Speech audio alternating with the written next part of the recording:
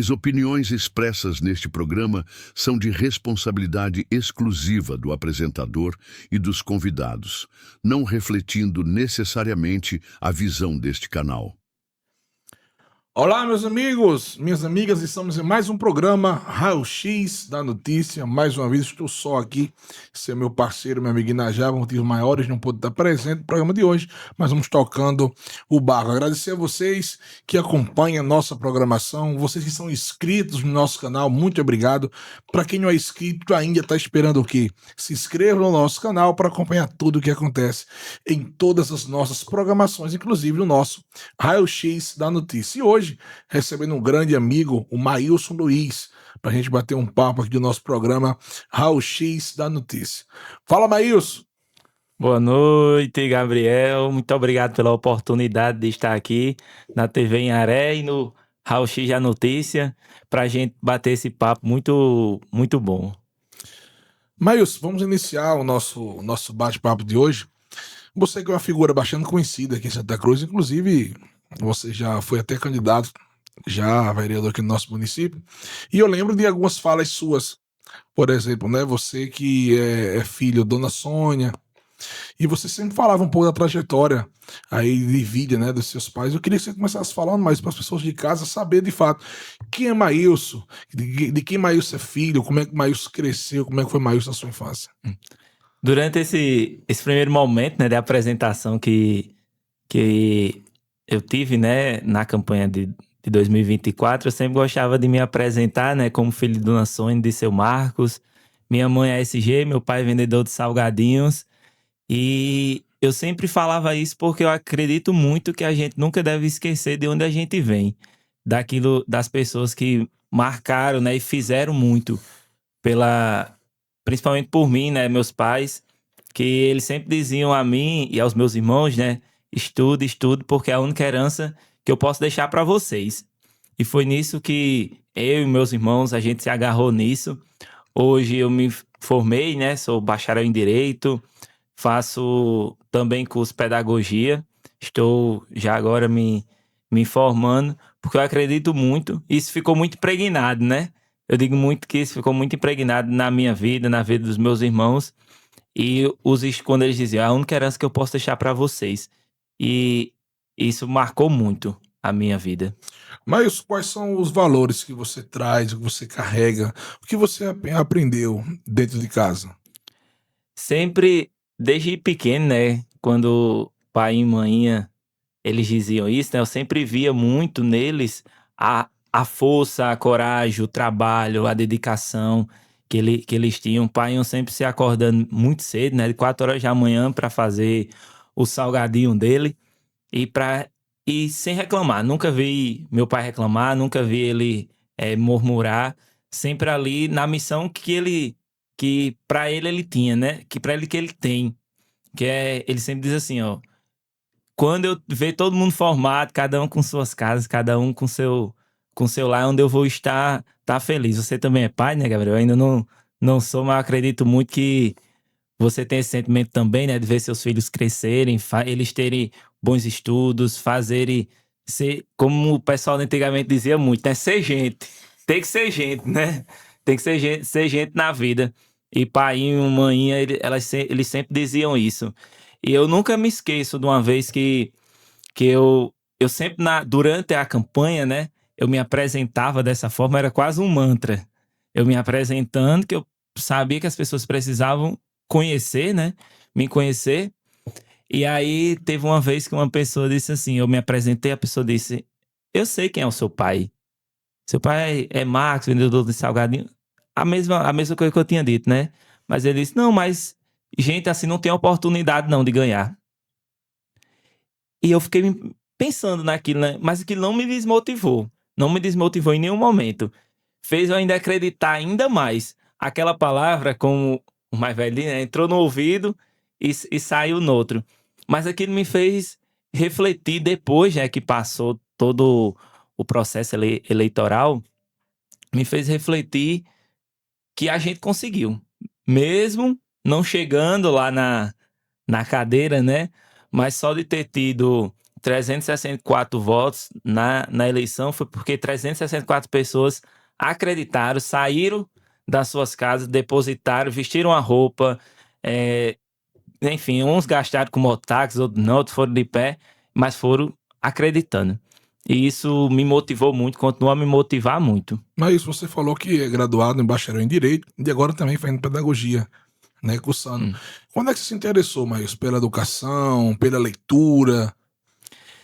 Na verdade, desde pequeno, sempre meu sonho foi ser professor. Sempre meu sonho foi ser professor ali. Sempre eu gostei muito de estar... Eu estudei aí no Pinguinho de Gente, né? E aqui no Cosmarx. Eu sempre gostava ali de estar no meio dos professores, escutando, vendo como é que era. Os meus professores muito conhecidos aqui na cidade, né? Veraneide, Graça. E eu sempre estava ali muito participando. Dona Deta, que mora aqui no Aloysio Bezerra, né? Aqui na rua Aloysio Bezerra. E desde pequeno eu via muito no professor uma inspiração. No segundo ano, né, Lourdinha, que me ensinou a ler, né? Me ensinou a ler. E eu sempre tentava entender. Eu digo muito que quando eu comecei a participar da escola, né, eu queria entender como é que as pessoas olhavam para algo. No caso, minha irmã, né? Eu queria entender como é que ela olhava para algo, conseguia ler, decifrar aquele mistério. E aí, Lourdinha, ela me ajudou a esses passos, né? A entender melhor esse mundo. Aí, quando é no quinto ano, tem o ProERD. Acho que, não sei se vocês sabem, mas o ProERD é um programa de erradicação contra as drogas, que a Polícia Militar ela faz uma ação de conscientização, de conversa, de debate nos quintos anos. E aí, no final desse processo, ele faz uma prova. Ele faz uma prova de redação para ver qual era a melhor redação sobre um determinado tema. E aí, para minha surpresa, eu fiz essa redação e ganhei com a melhor redação de Santa Cruz. E aí, quando a gente, estudando lá no Cosmarx, na escola pública, aí a gente conseguiu ganhar das escolas privadas, né, da cidade, de gente assim que, querendo ou não, tinham mais oportunidades nesse processo educacional. E aí foi onde a gente que eu percebi, né, que a gente podia ir mais longe.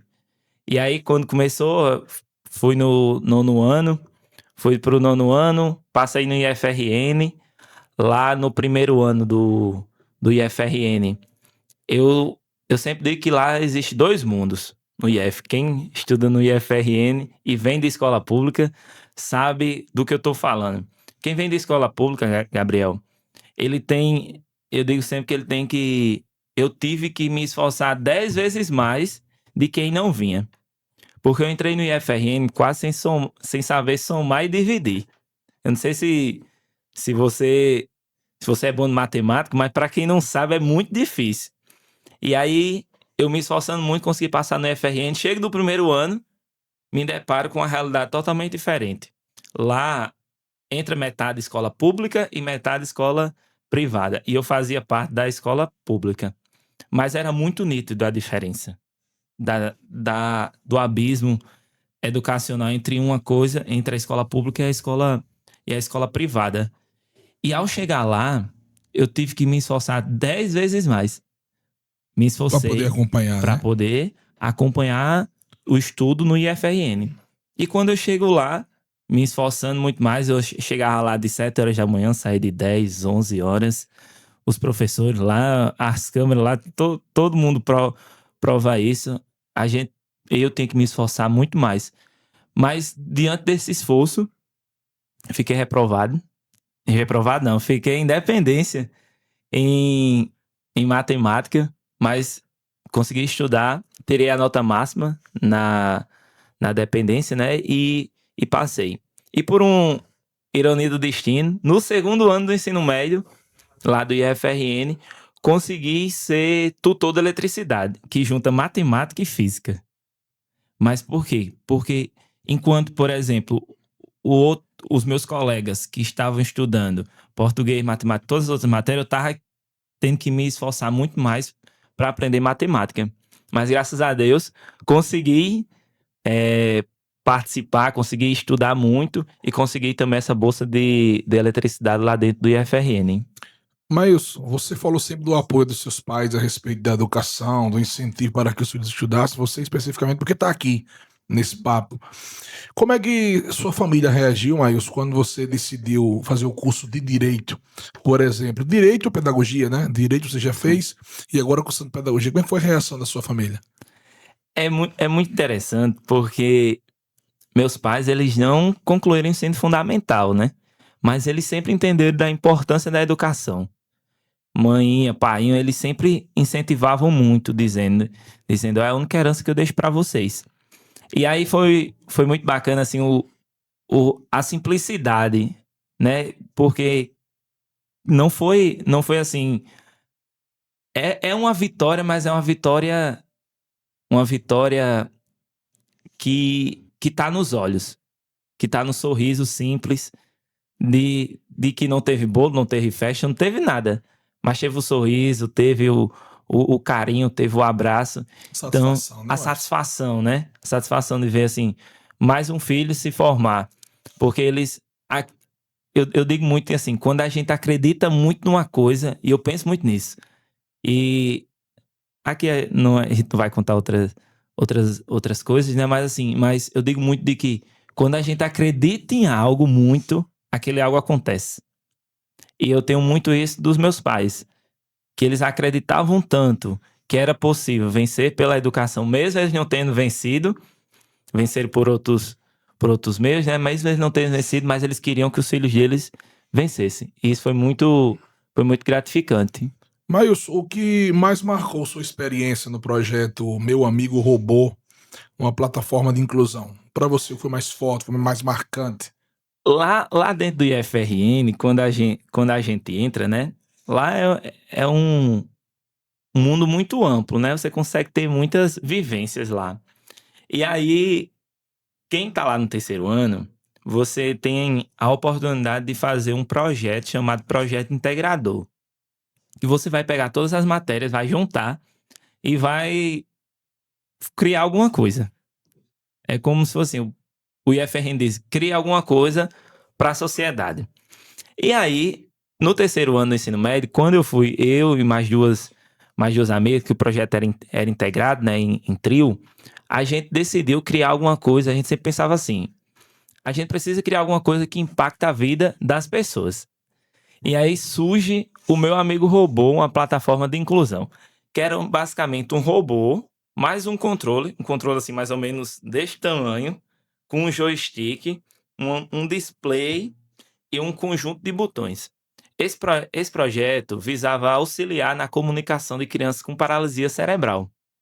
E aí respondendo sua pergunta, Gabriel, o que mais marcou nesse processo, né, desse projeto, a gente conseguiu ir para a maior feira de robótica da América Latina, lá em Curitiba. A gente foi para lá, apresentamos o projeto.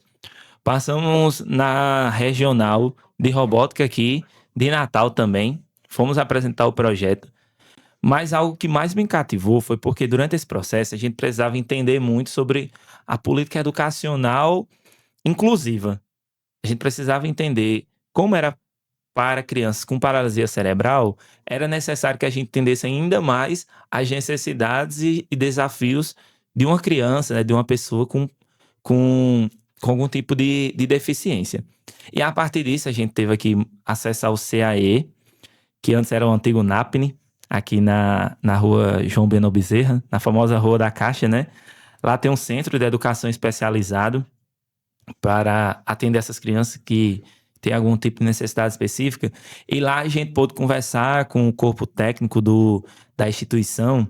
E eu lembro muito bem de uma vez que uma das crianças que a gente estava atendendo, a gente estava observando ele na parte de trás da sala de informática. Ao observar ele estava um pouco incomodado. E a gente tentava entender qual era aquele incômodo. De primeiro momento, a gente achou que era a gente que estava incomodando ele. Mas no final das contas, ele sempre que jogava no computador, ele usava um microfone. Um microfone não, um fone de ouvido. E ele não estava usando nesse dia. E aí foi muito interessante, porque ele começou a se incomodar com aquilo e, num impulso, né, ele tentou se levantar para pegar esse microfone, esse fone de ouvido. E foi aí onde a gente entendeu que fazia sentido o que a gente estava propondo, que era fazer aquele controle gigante com um robô para auxiliar nessa comunicação dessa criança. Aí foi onde a gente viu mesmo, ó, tá valendo a pena o que a gente tá propondo fazer. Mas é muito desafiador, foi muito desafiador. Eu lembro muito bem que a nossa orientadora, Lucileide, quando a gente foi sentar para botar o projeto, ela disse assim: é algo muito difícil. E como realmente foi realmente 2 anos num processo muito longo, de muito trabalho, mas no final a gente viu que a gente pôde perceber que valeu muito a pena. Mas o que significa ser líder no Rio Grande do Norte pelo Mapa Educação na prática, né? Como a jornada de liderança do Mapa Educação mudou a forma como você enxerga o papel do jovem na política e na educação. Gabriel, eu acredito muito que a política ela é feita de espaços, de escolhas, de decisões, de grupo, de formas de pensar diferentes.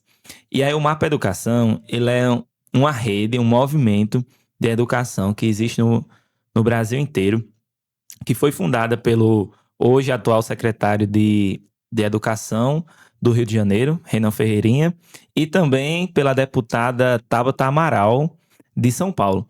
Eles criaram esse projeto para ajudar a desenvolver a educação no Brasil.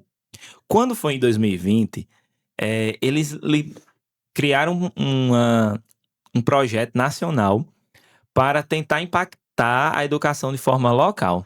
E foi aí onde é que entra a minha história no meio disso tudo. Eu me inscrevi num processo seletivo, consegui passar, e aí a gente tem durante 6 meses a gente tinha um processo de formação de liderança. De liderança política mesmo, educacional. A gente estudava sobre o nosso município, estudava sobre a educação, estudava sobre os impactos do orçamento na educação. E aí é onde a gente pode ver que as duas coisas são relacionadas, a educação e a política, né?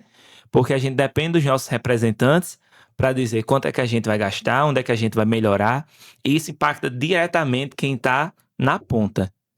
E aí esse projeto de liderança do Mapa Educação, eu passei por essa formação, me tornei líder, e aí depois a gente precisava aplicar os nossos conhecimentos na prática.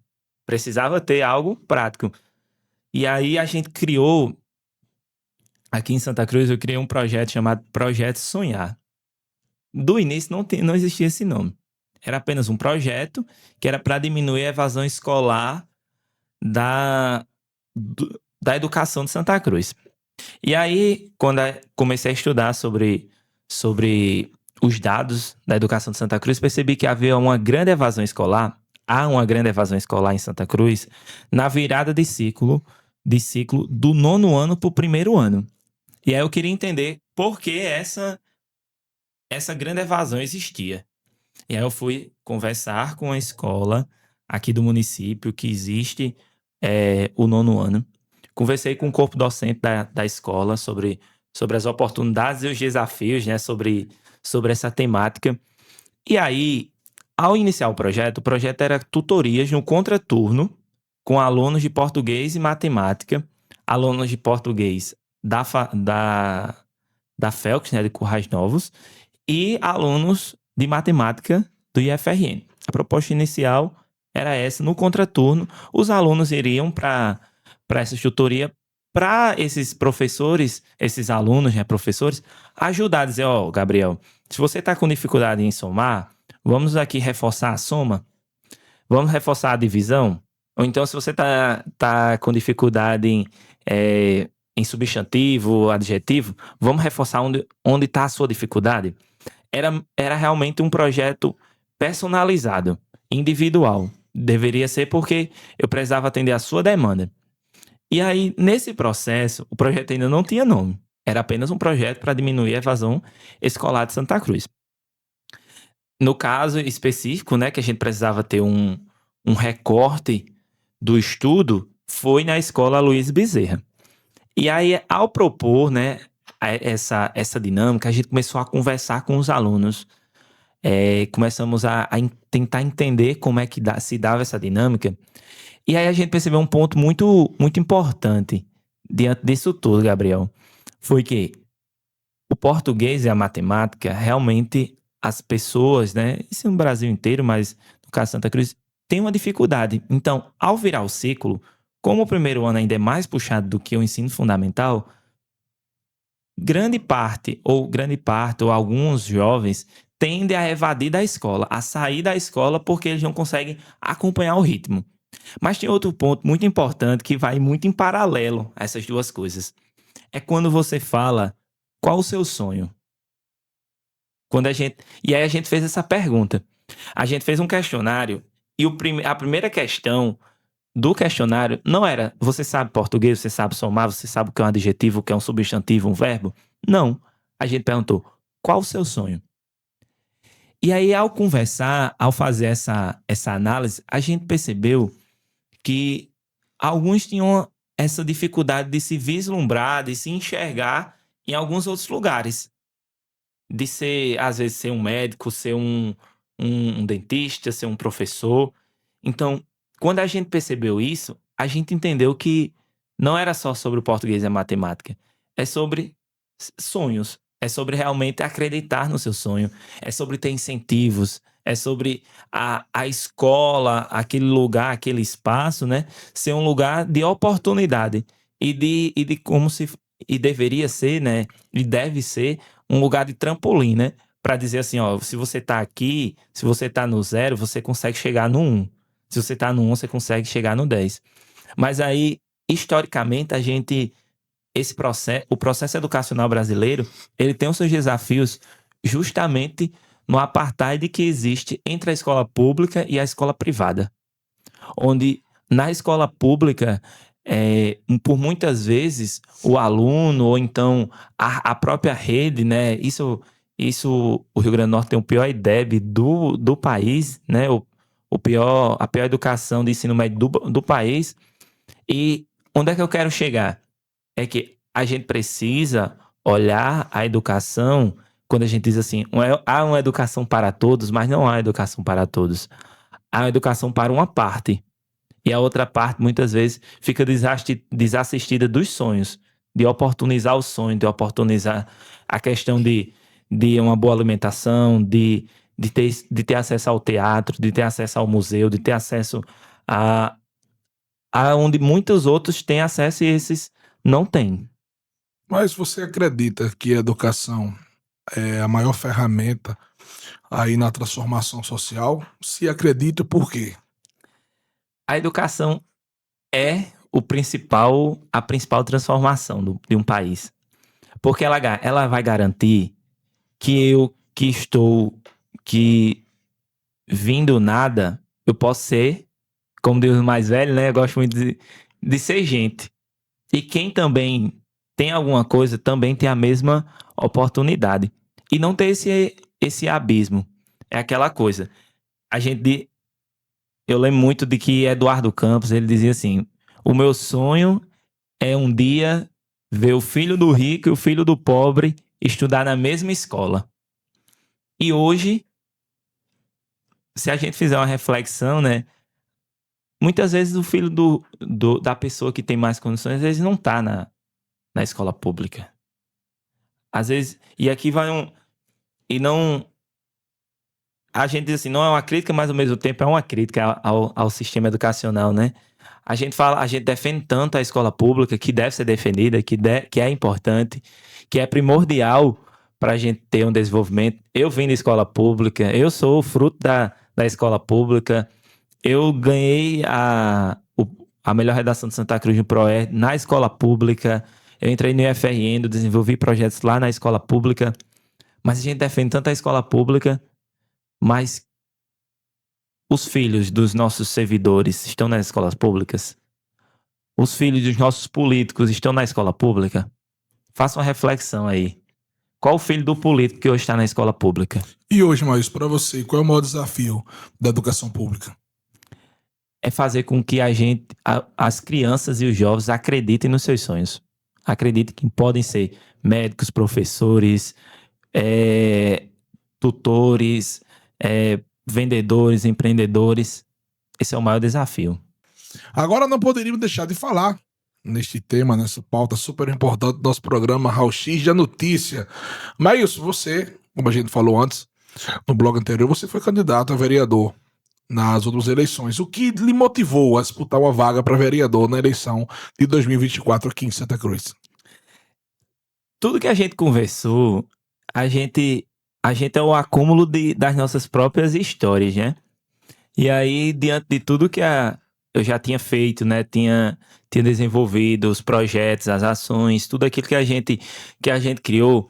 Eu vim na política, eu sempre digo assim, que a política, ela é o meio de você fazer o bem de forma ampliada. E foi nisso onde eu me peguei.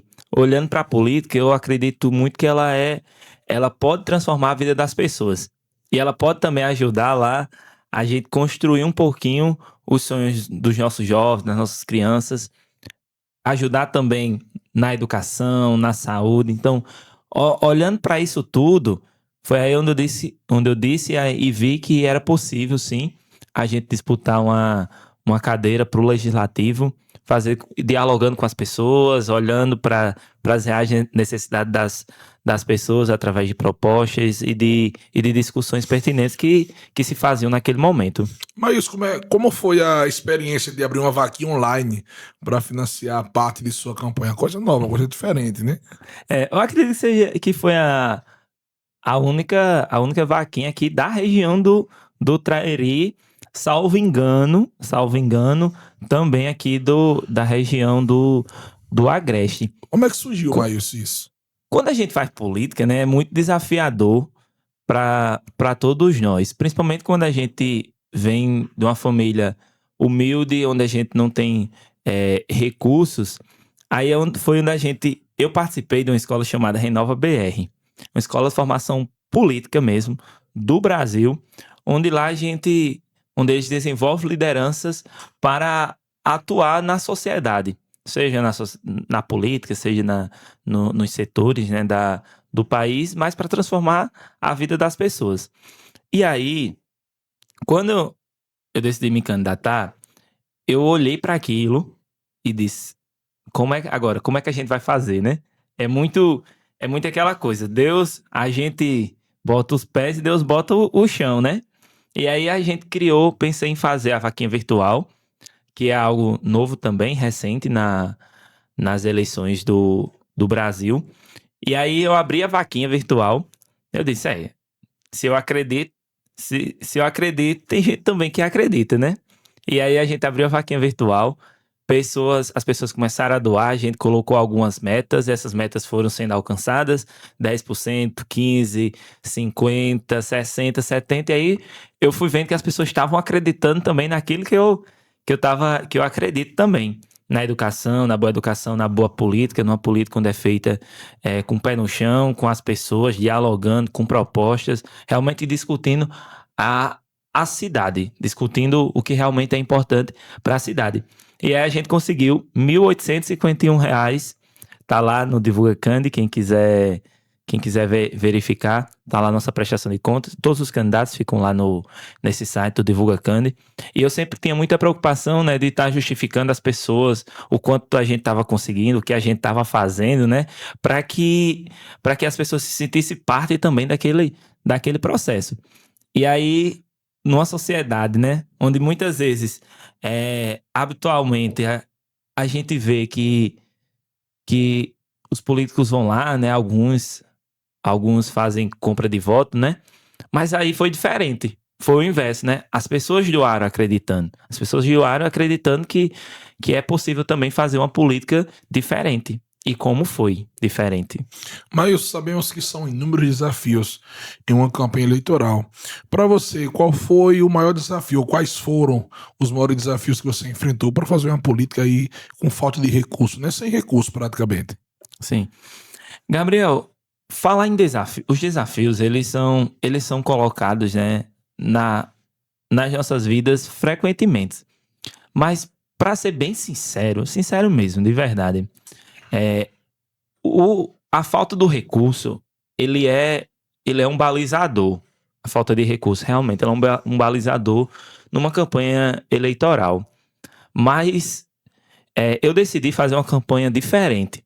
Uma campanha pé no chão, uma campanha onde realmente conversasse com as pessoas. A gente fez o nosso material. A gente fez um material com uma cartilha e um currículo também. Um currículo mostrando a nossa trajetória, mostrando as nossas 20, eram 20 propostas, divididas em 4 eixos e uma meta-síntese.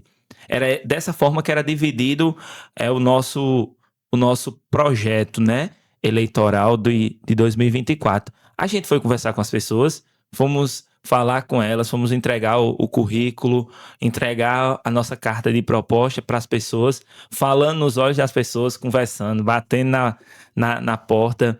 Foi uma campanha muito, eu digo, muito renovadora. E para mim, que foi a minha primeira campanha, eu senti algo muito diferente, eu senti a recepção das pessoas. Quem aí, muita gente eu acho me viu, quem aí é dos bairros, eu tava andando de meio-dia, de 11 horas da noite, de meia-noite, de 7 horas da manhã, de 6 horas da manhã. As pessoas, quem tá em casa, né, quem vai assistir, não me deixa mentir. Eu tava muitos horários, todos os horários eu tava na rua. Eu tava conversando com as pessoas, eu tava batendo na porta das pessoas e falando daquilo que eu acredito, que é numa política diferente, numa política onde a gente possa realmente colocar as pessoas no centro das decisões.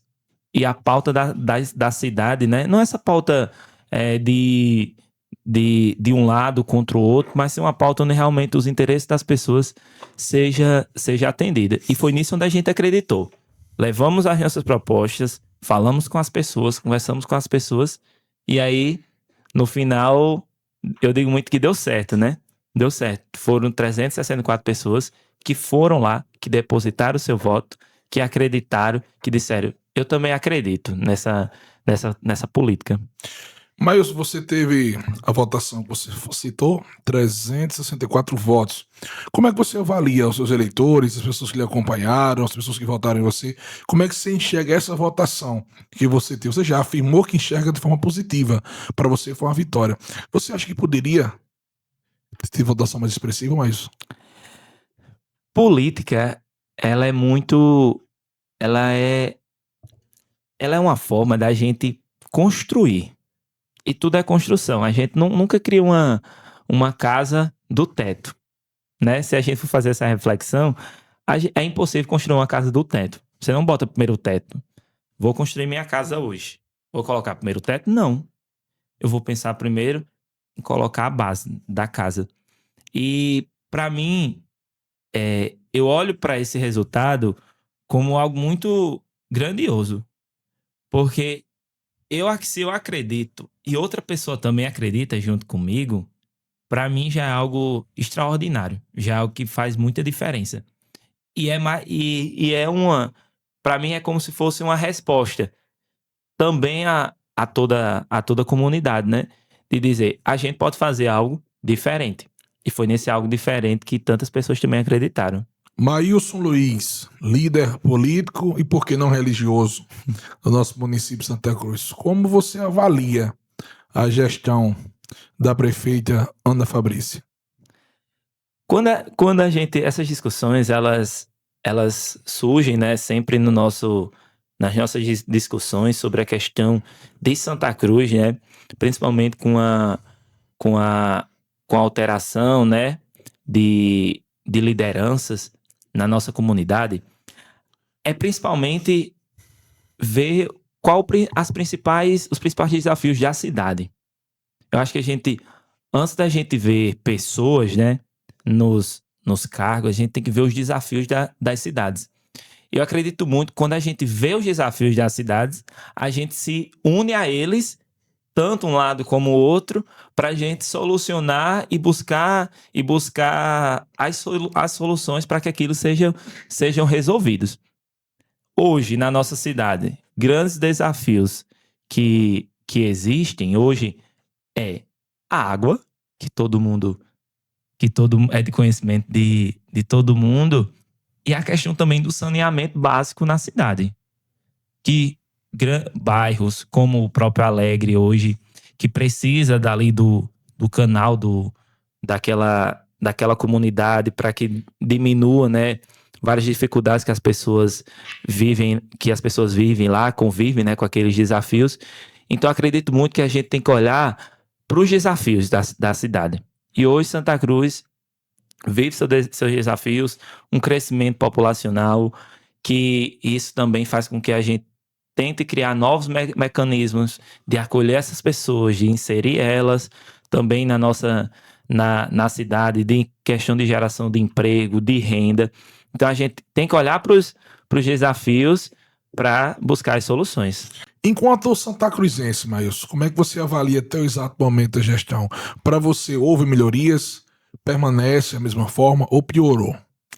São 8 meses, né, de uma nova gestão, onde, querendo ou não, sempre no início de todas as gestões, né, as pessoas olham sempre dando uma credibilidade, né, acreditando que é possível fazer algo a mais ou aquilo que também não foi feito anteriormente.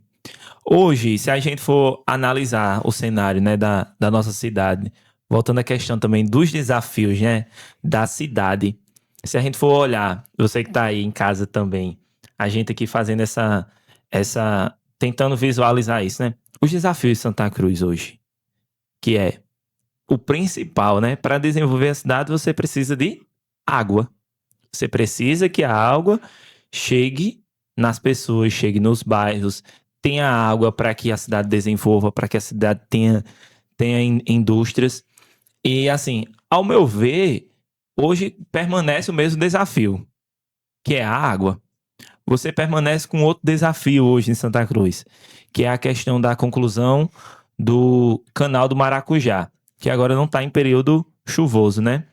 Mas quando chegar novamente o período chuvoso, vai, possivelmente, se não tiver concluída a obra, vai ter o seu desafio. Você olha hoje pro Alegre, que tem um desafio lá da falta do canal. Você olha hoje pro Maracujá, que tem uma alta demanda no posto de saúde de lá, que deveria ter uma segunda unidade no posto do Maracujá, que deveria ter uma segunda unidade no bairro do Maracujá, na parte alta, ali próximo ao portal São Lourenço, que hoje não se tem ainda, né, essa possibilidade de uma nova unidade para lá. Você tem ruas que estão precisando de serem calçadas. Você vê equipamentos públicos, como a questão do arenão lá do Maracujá, da quadra de areia do Maracujá. Você vê o desafio hoje que pessoas foram lá no meu Instagram, que é nítido sobre a questão do desafio da quadra Society lá do Parque Ecológico. Você vê hoje a questão também da própria questão da água. Então são esses desafios que a gente, ao olhar, enxergar e tentar visualizar, eles permanecem. Então, querendo ou não, há uma continuidade desses problemas. E aí, a partir de agora, né, com esse tempo já de amadurecimento, a gente precisa olhar para esses desafios e ver como é que a gente vai solucionar. Como é que a gente vai colocar, por exemplo, o teleférico para funcionar. Então, assim, são 8 meses que aí a gente tem mais um atrativo turístico que ele vai ser inserido no turismo estadual, que é o teleférico, e aí ele precisa ser concluído. E aí é onde a gente chega. Os desafios que Santa Cruz tem, eles estão sendo solucionados? A gente está buscando solução para eles? Em quanto tempo eles vão ser solucionados? Eles vão demorar mais um pouco? Eles não vão demorar? Eles vão ser concluídos esse ano? Então, assim, diante dessas afirmações, né, desses fatos que a gente precisa analisar. Então, diante disso tudo, querendo ou não, permanece, né, a situação. Mas você falou do canal do Maracujá, você falou no teleférico, falou no problema da água, mas nós temos um problema também bem grave em Santa Cruz que vem percorrendo também já há muito tempo, que, por exemplo, o caso do mercado público. Como é que você avalia também essa questão do mercado? O mercado, a gente olha para ali, a gente tem que olhar ele além daquelas 4 paredes, né? Além daquela mega estrutura que foi construída e inaugurada em 30, salvo engano, 30, né? 31 ali de dezembro. A gente tem que olhar ali como um ponto de desenvolvimento econômico. É ali onde a gente vai precisar criar um novo polo de desenvolvimento econômico regional para Santa Cruz. E aí a gente vai precisar pensar como é que a gente vai integrar santuário, matriz, teleférico e o mercado público. Como é que a gente vai fazer isso? E até então a gente não consegue enxergar, né, uma solução para isso. Existe lá o mercado provisório, né, que tem os seus desafios, e existe o mercado público que hoje não está aberto, né? Precisa ser aberto para que as pessoas voltem a utilizar aquele espaço e a gente possa inserir ele no polo de desenvolvimento econômico na nossa cidade. Inclusive, mas o mercado pegou fogo recente, né? Sim, sim. Teve esse episódio aí que pegou fogo. Sim. Inclusive, em conversa, a gente sabe, né, que grupo de rede social, grupo da WhatsApp rola muito. Houve um comentário de uma pessoa ligada ao governo que ainda fez o comentário seguinte: as pessoas ainda não querem corpo de bombeiro, como se é preciso que algo pegue fogo para ser um corpo de bombeiro. Então, eu acho que foi um comentário muito desnecessário. E, enfim, mas, quer dizer, mas ainda tem mais essa problemática, né? Além de não estar inaugurado, além de não estar aberto, teve mais essa questão que pegou fogo aí, podia ter causado danos bem maiores, né? Sim, o principal questionamento é: se tem planejamento, quando é que vai ser aberto o mercado público?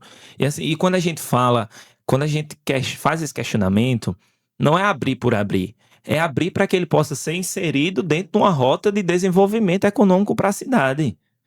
Para que a gente possa integrar, né, os espaços de Santa Cruz, para que todo mundo saia ganhando. Então, a discussão sobre o mercado público, ele não é uma discussão política, é uma discussão econômica. Porque lá, salvo engano, são mais de 60 boxes, né? São mais de 60 boxes. Então, assim, são 60 famílias que vão estar utilizando aquele espaço, que vão estar tirando seu sustento dali. Como é, Maílson, que você avalia a figura do vice-prefeito Nielmo dentro da gestão? Hoje, Nielmo, ao passar, né, conversar com as pessoas, a gente percebe que ele tem uma grande popularidade, né? Ele é muito querido pelas pessoas, as pessoas o querem bem, querem ver ele ali no espaço, né? Nas tomadas de decisões. Então é importante que a gente insira todos os atores políticos, né? Para que todos possam trabalhar para sanar os desafios da nossa cidade. O que o líder político Maílson Luiz espera até o final dessa gestão? Que a gente tenha bons resultados para as pessoas. Que tudo aquilo que foi colocado, né, na cartilha possa ser efetivado para as pessoas. Que as pessoas saiam ganhando no final de tudo. Agora, mais uma vez, mas eu gosto sempre de reforçar e agradecer a presença do entrevistado no nosso programa, que enriquece muito a nossa programação. Então, você está de parabéns pela sua trajetória até o exato momento, politicamente, e da parte da educação, por acreditar realmente na educação, tanto municipal como também se estende ao nosso estado. Que mensagem você deixaria, Maílson? A câmera está liberada, fica à vontade. Qual a mensagem que você deixaria para os jovens do nosso município? Principalmente que acreditem nos seus sonhos. Acredite que é possível a gente ter uma política diferente, que a gente possa sonhar, que a gente possa acreditar e que a gente possa realizar aquilo que está ao nosso alcance e aquilo que também não não está, né? Porque a gente acreditando, a gente faz as coisas acontecerem. E agora eu quero agradecer a vocês que estão conosco no nosso canal no YouTube, que está acompanhando a nossa programação. Que Deus abençoe cada um e fazer um convite para você que não é inscrito ainda no nosso canal. Se inscreva no canal da Anhanguera TV e venha acompanhar conosco toda a nossa programação, em especial o nosso Raul X da notícia. Eu quero mandar um abraço pro pessoal da técnica, meu amigo Álvaro Belo, que esteve comigo nessa programação de hoje. E a vocês, aquele forte abraço, Maílson. Muito obrigado, Deus lhe abençoe e até uma próxima oportunidade. Você de casa, muito obrigado pelo carinho, obrigado pela audiência e até o próximo programa, Raul X da Notícia.